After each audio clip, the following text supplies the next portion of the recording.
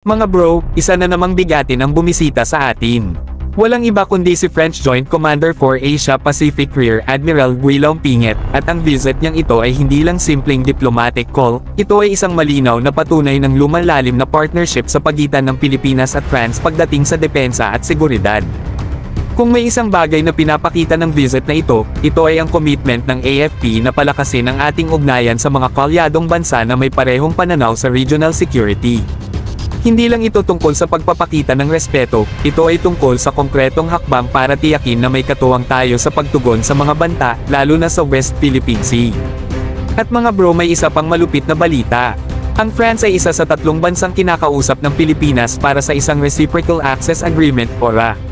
Ibig sabihin, posibleng magkaroon tayo ng mas malalim na military cooperation sa kanila, tulad ng access sa kanilang training facilities, interoperability drills, at posibleng joint deployments. Bukod sa France, kasama rin sa usapan ng Canada at New Zealand, 2 bansang matagal ng kaalyado ng Pilipinas pagdating sa humanitarian assistance, disaster response, at maritime security.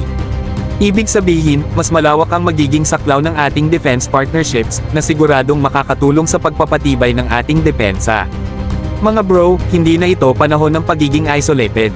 Kailangan nating palakasin ang ating ugnayan sa mga bansang may kakayahan at determinasyong suportahan tayo sa gitna ng lumalalang seguridad sa rehiyon.